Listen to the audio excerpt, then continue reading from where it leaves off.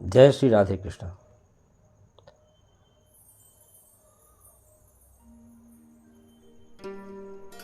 जय श्री राधे कृष्ण।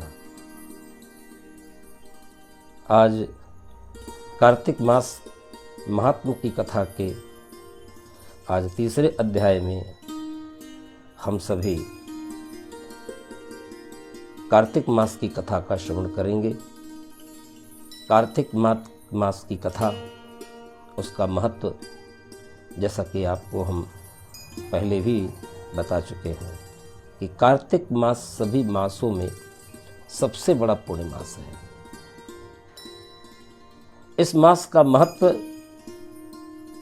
अन्य सभी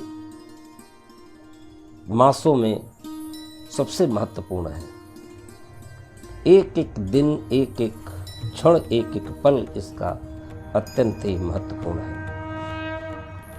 और ये कहना समीचीन होगा कि अमृत की वर्षा पूरे मास होती रहती है, क्योंकि इसका शुभारंभ ही शरद पूर्णिमा से होता है। शरद पूर्णिमा यानी पूनम का चांद, पूनम की रात, जब चंद्रमा अपनी समस्त 16 कलाओं से सुसज्जित होकर के प्रकाशमान होता है।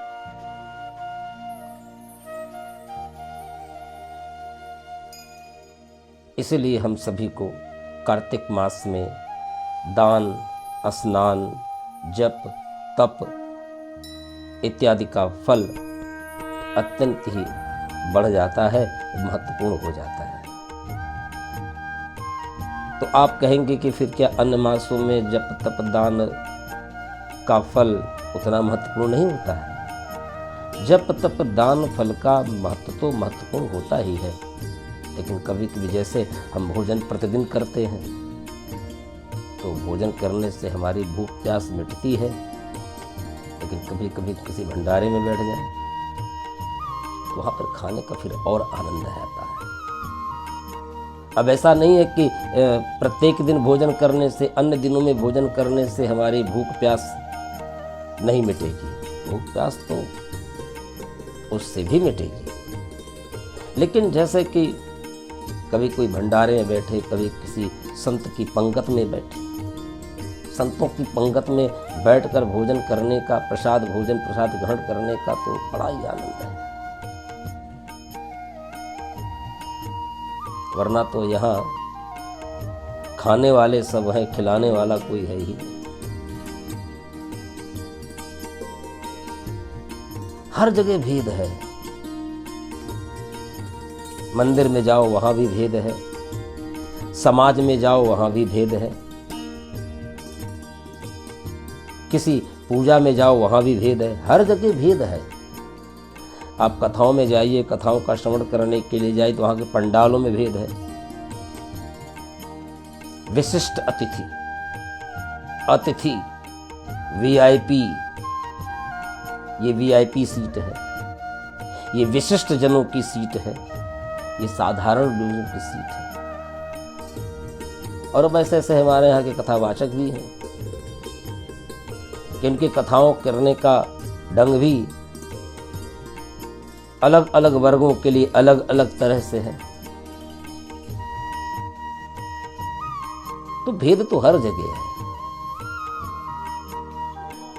और वैसे भी आपसी मतभेद और नदी के शुरू होने का स्थान बहुत छोटा होता है। जैसे नदी जब आरंभ होती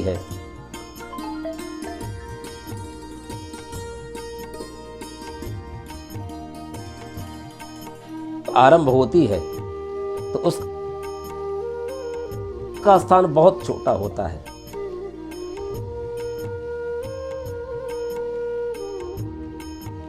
एकदम पतली सी धार नदी की, लेकिन वही नदी जैसे जैसे आगे बढ़ती जाती है वैसे वैसे विशाल होती चली जाती है। जैसे नदियां जितना आगे बढ़ेंगी उतनी ही ज्यादा विशाल होंगी, उतनी ही ज्यादा दूरियां बढ़ेंगी। उसी तरह से भेद, आपसी मतभेद जो होते हैं वो जितना ज्यादा गहरा होगा, जितना ज्यादा आगे बढ़ेगा, उतना ही ज्यादा वो मतभेद विशाल रूप लेता जाएगा। इसलिए व्यक्ति को आपसी मतभेद भुला देना चाहिए।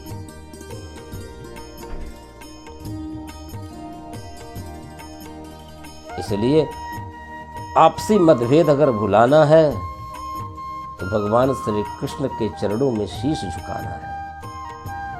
हाथ जोड़ झुकाए मस्तक वंदना हम कर रहे। हाथ क्यों जोड़ते हैं भगवान के आगे? हम भगवान के आगे शीश क्यों झुकाते हैं? शीश झुकाने से व्यक्ति का अभिमान गलता है, व्यक्ति का अभिमान समाप्त होता है, क्योंकि अभिमान ही व्यक्ति के पतन का कारण होता है।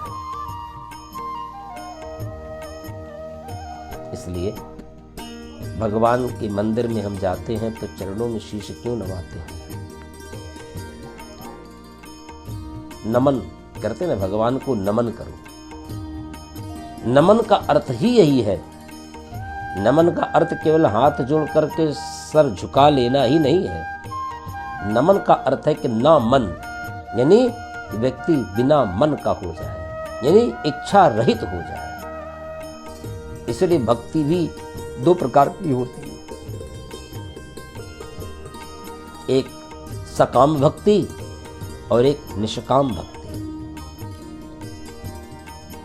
जब लोग अपने किसी कार्य की सिद्धि के लिए भगवान की पूजा करें, मंदिर जाएं कि प्रभु हमारा ये काम बना दो, तो हम आपके मंदिर में दर्शन करने आएंगे।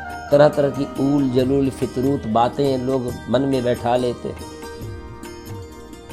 प्रभु मेरा व्यापार बढ़ जाए, काम धंधा मेरा ऊंचा का हो जाए, तो मैं नंगे पांव वृंदावन की परिक्रमा लगाऊंगा। प्रभु मेरी बेटी की शादी, मैंने मन्नत मांगी है। कह रहे भगवान से मन्नत मांगते हैं, क्या आलतू फालतू की बातें दिमाग में भर लेते हैं। मन्नत, हमने तो मन्नत मांगी है कि बेटी की शादी जिस दिन हो जाएगी उसे कि दूसरे दिन मैं गोवर्धन की परिक्रमा दूध की धार गिराते हुए लगाऊंगा। क्या भगवान आपके दूध की धार के भूखे हैं?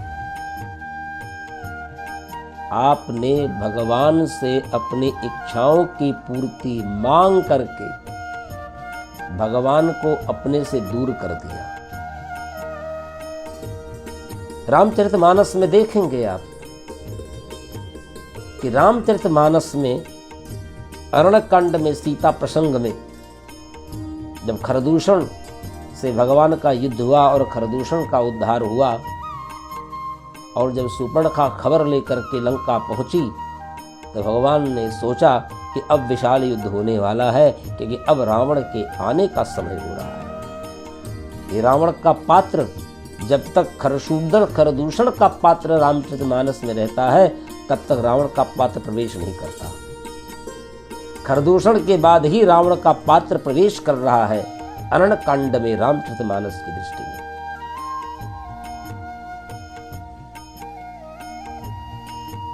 तब भगवान श्री राम ने माता सीता से निवेदन किया कि आप अग्नि में समावित हो जाएं, क्योंकि अब मुझे कुछ नर लीलाएं करनी है।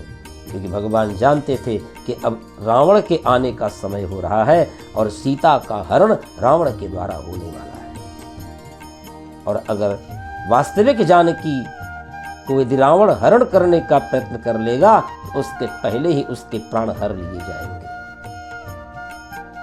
तो फिर हमारी लीला अधूरी रह जाएगी। राम प्रताप सिंह जी, पूनम गुप्ता जी, इंदु पांडे जी, आपका स्वागत अभिनंदन कथा में पधारने का। तब भगवान ने वास्तविक जानकी को अग्नि में प्रवेश दिला करके दंभ की जानकी, नकली जानकी या सीता माता की छाया प्रतिमूर्ति स्थापित कर दी। और देखिए जैसे ही दंभ की जानकी विराजमान हुई, डिमांड शुरू कर दी अपनी, सोने का मृग लाओ।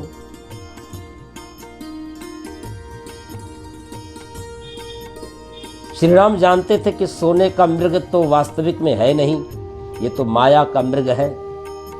माया को देख करके ही हमारा मन चंचल हो उठता है, हमारे मन में कामनाएं जागृत हो जाती हैं, इच्छाओं की पूर्ति हमारी आरंभ हो जाती है। तो कोई इच्छाओं की पूर्ति लेकर के यदि कोई संकल्प ले, कोई मन्नत मांगे कि मेरी बेटी की शादी हो जाए तो मैं गोवर्धन की धार, दूध की धार से परिक्रमा लगाऊंगी, भगवान आपके, गिरिराज आपके दूध की धार के भूखे हैं कि जब तक आपकी बेटी की शादी होगी नहीं तब तक आप परिक्रमा नहीं लगाएंगे?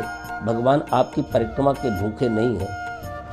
हाँ, यदि आपके प्रारब्ध में है तो बेटी की शादी समय के अनुसार हो जाएगी, लेकिन यदि आपके प्रारब्ध में ही नहीं है तो बेटी की शादी कहाँ होगी? आप एक गिरिराज की परिक्रमा नहीं, दिन रात 24 घंटे 12 महीने परिक्रमा लगाते रहो, कुछ नहीं होने वाला है। सोविद थारेवाल जी, आपका स्वागत, अभिनंदन कथा में पधारने का। इसलिए अपने प्रारब्ध के धन को बढ़ाओ सत्कर्म करके। किसी गरीब बेटी की शादी यदि हो रही है उसमें आप बढ़ चढ़ करके हिस्सा लें, उसकी मदद करें, अर्थ से, कर्म से, जो भी आपकी सामर्थ्यता है, सहज रूप में, सहज भाव में आप उनकी मदद करो। तो देखो फिर परमात्मा भी किसी न किसी रूप में आकर के, किसी न किसी वेश में आकर के तुम्हारी बेटी की शादी तय करा देंगे। लेकिन ये कि आप दूसरों की बेटी की शादी में व्यवधान उत्पन्न करो और गिरिराज से ये मन्नत मांगो कि मेरी बेटी की शादी हो जाए तो मैं गिरिराज की परिक्रमा लगाऊंगी। जैसे दंभ की जानकी ने भगवान श्री राम से सोने का मृग मांगा तो हुआ क्या? भगवान सोने का मृग ढूंढने चले गए और उसने अपने ज्ञान रूपी प्रभु को, भगवान को अपने से दूर कर दिया। भगवान से कुछ मांगोगे, भगवान हमारी मन्नत पूरी करो, तो भगवान फिर आपकी मन्नत पूरी करने के लिए चले जाएंगे। फिर आपने तो अपने आप को भगवान से दूर कर दिया ना।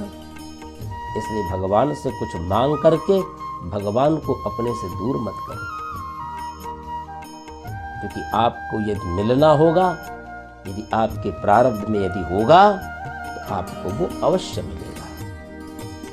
वहाँ घंटी बांधने से मन्नत पूरी होती है, वहाँ परिक्रमा लगाने से मन्नत पूरी हो जाती है, वहाँ धागा बांध देने से मन्नत पूरी हो जाती है।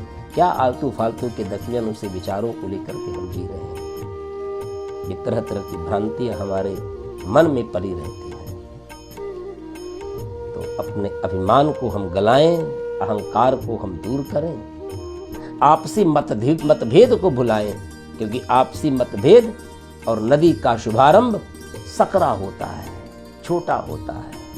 जैसे नदी जब आगे बढ़ती है तो जहाँ से आरंभ होती है सकरी होती है, पतली होती है, छोटी धार होती है, छोटी जगह बनाती है। और वैसे जैसे नदी धीरे धीरे आगे बढ़ती जाती है, जैसे जैसे आगे बढ़ती जाती है, वैसे वैसे उसकी धार बड़ी होती जाती है, विशाल होती जाती है, दूर होती जाती है और फिर वो विशाल सागर का रूप ले लेती है। उसी तरह से आपसी मतभेद भी जब आरंभ से होते हैं तो छोटे से होते हैं, लेकिन जैसे जैसे वो मतभेद बढ़ते गए वैसे ही वो और गहरे होते जाते हैं। फिर वो इतने दूर हो जाते हैं कि उन मतभेदों को भुलाया नहीं जा सकता। तो उसी मतभेद में लोग जिंदगी जीते हैं। इसलिए जब कभी भी किसी से आपसी मतभेद हो तो उसके पास बैठकर सुलझा लें, न कि आपसी मतभेद की चर्चा किसी तीसरे से करें, क्योंकि तीसरा तो तुम्हारी उनकी लड़ाएगा और उनकी तुम्हारी लड़ाएगा, और ये मतभेद इतना गहरा होता जाएगा कि फिर वो मतभेद भुलाए से भुलाया नहीं जाएगा। तो भगवान श्री कृष्ण के चरणों में शीश झुकाओ, श्रद्धा भाव से पूजो हरि, मन वांछित फल पाओ। आइए इन्हीं शब्दों के साथ शुभारंभ करते हैं कार्तिक मास के महत्व की कथा का तृतीय अध्याय। बोली कृष्ण भगवान की जय, वृंदावन बिहारी लाल की जय। सत्यभामा ने कहा कि प्रभु आप तो सभी काल में व्यापक हैं और सभी काल में आपके आगे एक समान है, फिर यह कार्तिक मास ही सभी मासों में श्रेष्ठ क्यों है? आप सभी तिथियों में एकादशी और सभी मासों में कार्तिक मास को ही अपना प्रिय क्यों बताते हैं? इसका कारण बताएं। भगवान श्री कृष्ण कहते हैं कि हे भामिनी, तुमने ये बहुत ही अच्छा प्रश्न किया है इसका उत्तर मैं तुम्हें देता हूं, ध्यानपूर्वक सुनो। जिस प्रकार का प्रश्न आपने किया है, इसी प्रकार से एक बार महाराजा वेन के पुत्र राजा पृथु ने प्रश्न के उत्तर में देवर्षि नारद से प्रश्न किया था कि कार्तिक मास की आप कृपया हमें महिमा बताएं। तो नारद जी कार्तिक मास की महिमा का व्याख्यान करते हुए राजा पृथु से ये बताते हैं, ये कहते हैं कि हे राजन, एक समय शंख नाम का एक राक्षस बहुत ही बलवान एवं अत्याचारी हो गया था। उसके अत्याचारों से तीनों लोकों में त्राहि त्राहि मच गई। उस शंखासुर ने स्वर्ग में निवास करने वाले देवताओं पर विजय प्राप्त करके इंद्रादि देवताओं एवं लोकपाल के अधिकारों को छीन लिया। उससे भयभीत होकर समस्त देवता अपने परिवार के सदस्यों के साथ सुमेर पर्वत की गुफाओं में बहुत दिनों तक छिपे रहे। तत्पश्चात वे निश्चित होकर सुमेर पर्वत की गुफाओं में ही रहने लगे। उधर जब शंखासुर को इस बात का पता चला कि देवता आनंद पूर्वक सुमेर पर्वत की गुफाओं में निवास कर रहे हैं, तो उसने सोचा कि ऐसी कोई दिव्य शक्ति अवश्य है जिसके प्रभाव से अधिकारहीन यह देवता अभी भी बलवान है। सोचते सोचते वह इस निर्णय पर पहुंचा कि वेद मंत्रों के बल के कारण ही देवता बलवान हो रहे हैं। यदि उनसे ये वेद छीन लिए जाएं तो देवता बलहीन हो जाएंगे। ऐसा विचार कर शंखासुर ब्रह्मा जी के सत्यलोक गया और वहां से वेदों को हर लाया। उसके द्वारा लाए जाते हुए भय से उसके चंगुल से वे निकल भागे और वे जल में समा गए। शंखासुर ने वेद मंत्रों तथा बीज मंत्रों को ढूंढते हुए सागर में प्रवेश किया, लेकिन ना तो उसे वेद मंत्र ही मिले और ना ही तो बीज मंत्र। और जब शंखासुर सागर से निराश होकर वापस लौटा तो उस समय ब्रह्मा जी पूजा की सामग्री लेकर सभी देवताओं के साथ भगवान विष्णु की शरण में पहुंचे और भगवान को गहरी निद्रा से जगाने के लिए योग निद्रा का स्तमन करने लगे और गहरी निद्रा से जगाने के लिए गाजे बाजे बजाने लगे और धूप गंध आदि से बारंबार उनका पूजन करने लगे। धूप दीप नैवेद्य अर्पित किए जाने पर भगवान की जब निद्रा टूटी और देवताओं सहित ब्रह्मा जी का पूजन करते हुए जब देखा तो भगवान बड़े प्रसन्न हुए और बोले कि आप लोगों के कीर्तन पूजन भाव से अत्यंत ही प्रसन्न हूँ, आप अभीष्ट वरदान मांगिए, मैं अवश्य प्रदान करूंगा। जो मनुष्य अश्वनी शुक्ल पक्ष की एकादशी से देवोत्थानी एकादशी तक ब्रह्म मुहूर्त में उठकर मेरी पूजा करेंगे, उन्हें तुम्हारी ही भांति मेरे प्रसन्न होने के कारण उनको सुख की प्राप्ति होगी। आप लोग पाद्य अर्घ आचमन जल इत्यादि जो सामग्री मेरे लिए लाए हैं वे अनंत गुणों वाली होकर आपका कल्याण करेगी। शंखासुर द्वारा हरे गए संपूर्ण वेद जल में स्थित हैं। मैं सागर पुत्र शंखासुर का वध करके उन वेद मंत्रों को अभी ला करके आपको प्रदान करता हूँ।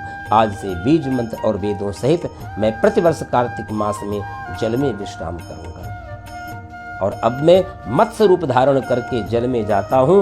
मत्स्य माने मछली, मीन।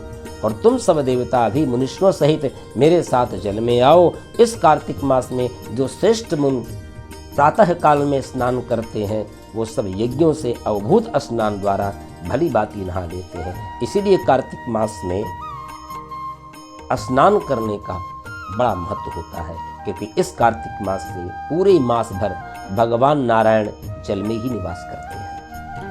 हे देवेंद्र, कार्तिक मास में व्रत करने वाले को सब प्रकार से धन पुत्र पुत्री आदि देते रहना और उनकी सभी आपत्तियों से रक्षा करना।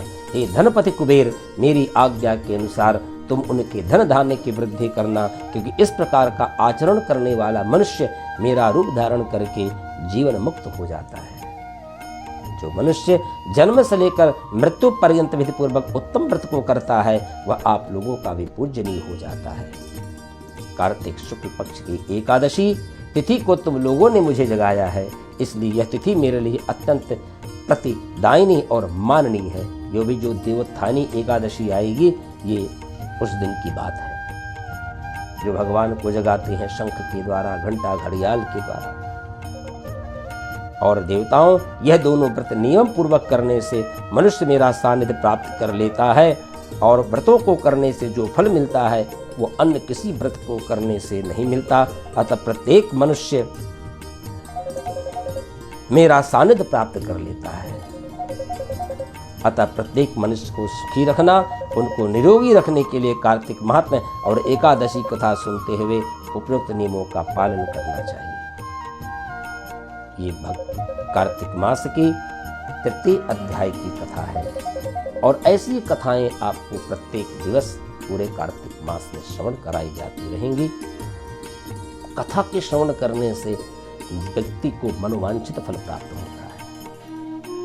कथाएं तो बहुत होती हैं, कथाएं सभी करते हैं, लेकिन कभी कभी लोग कथाओं, आजकल की कथाएं क्या हो रही हैं, कथाएं इतनी ज़्यादा हो रही हैं कि सुनने वाले कम, सुनाने वाले ज़्यादा हैं। धर्म को किस तरह से तोड़ मरोड़ कर पेश किया जा रहा है, बड़ी भयावह स्थिति है। धर्म से धन उगाही की जा रही है। धर्म को बांटा नहीं जा रहा है, धर्म को बेचा जा रहा है। धर्म बांटने वाली चीज है, बेचने वाली नहीं। धर्म उसी प्रकार से है। एक कथा याद आती है कि एक बंजारा था और बहुत गरीब था। इतना गरीब था कि दिन भर उसको खाने कमाने के लिए भी बड़ी मशक्कत करनी पड़ती थी, बड़ी मेहनत करनी पड़ती थी। एक दिन कहीं किनारे बैठकर रो रहा था तो एक फकीर एक गधा लेकर के जा रहा था। बंजारे ने फकीर को देखा, फकीर को उसके रोने पर बड़ी दया आई, तो बंजारे को उस फकीर ने एक गधा दिया कि ले तू गधा ले, इससे तू अपना जीवन यापन कर। तब गधा लेकर के वो बंजारा आया, अब सामान उस पे रखता, ढोता, किराया लेता लोगों से। धीरे धीरे उस गधे से वो कारोबार करने लगा। धीरे धीरे उसका कारोबार बढ़ने भी लगा। अब धीरे धीरे उसका कारोबार बढ़ने लगा, धीरे धीरे उसके पास पैसे भी आने लगे। अब वही गधा उसकी आजीविका का एक साधन बन गया। अब एक दिन क्या हुआ कि अचानक गधा मर गया।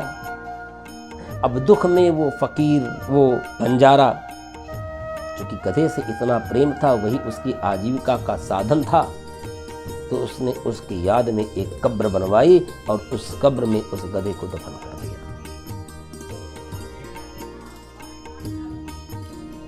एक दिन वो प्रतिदिन जाता था गधे की कब्र पर। एक दिन गधे की कब्र पर बैठ करके वो रो रहा था,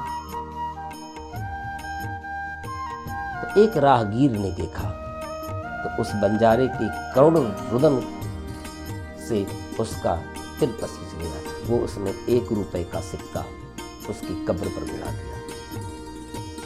इतने में दूसरा व्यक्ति आया, उसने भी देखा, उसने भी कब्र पर गिरा दिया। अब कुछ रुपए चढ़ा दिए, धीरे धीरे वो रुपए बढ़ने लगे। बंजारे को भी हंसी आई, लेकिन उस भले आदमी की श्रद्धा को तोड़ना भी वो बंजारा नहीं चाहता था। ये आपकी श्रद्धा है, आप आए हो, आप चढ़ा रहे हो, कोई बात नहीं। धीरे धीरे कुछ लोग रुपया चढ़ाने लगे, रुपया बढ़ने लगा। तो बंजारे के मन में बात आई कि गधा तो मर करके भी हमारा व्यवसाय कर रहा है, हमारा कारोबार कर रहा है, हमें हमारी आजीविका का साधन बन गया। अब धीरे धीरे ये बात गांव में फैल गई कि एक बड़ी महान आत्मा की कब्र है, उस पे लोग रुपया पैसा चढ़ाते हैं, अपनी मनोकामनाएं मानते हैं, उसकी मनोकामना पूर्ण हो जाती है। फिर वो प्रतिदिन की उसका नियम बन गया, उसी कब्र पर बैठता और प्रतिदिन रोता, लोग आते, रुपया पैसा चढ़ाते। गांव में खबर फैल गई कि किसी महान आत्मा की मृत्यु हो गई और गधे की कब्र किसी पहुंचे हुए फकीर की समाधि बन गई। एक दिन धीरे धीरे वो बंजारा बहुत धनी हो गया। फिर उस दिन एक दिन वही साधु, वही फकीर उसी राह से गुजरा जिसने उस बंजारे को गधा दिया था।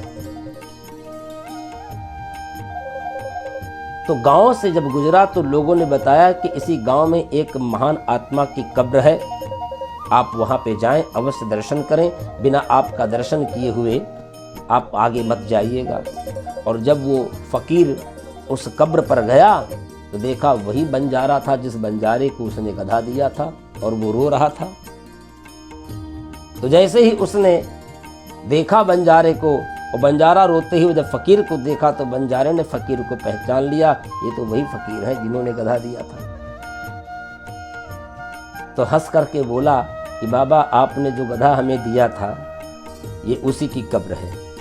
जीते जी इसने मेरा बड़ा साथ दिया और मरने के बाद भी ये मेरा साथ दे रहा है।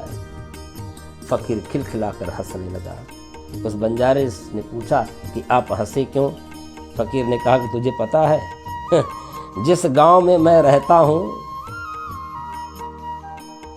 जिस गांव में मैं रहता हूं उसी गांव में इस गधे की मां की कब्र है।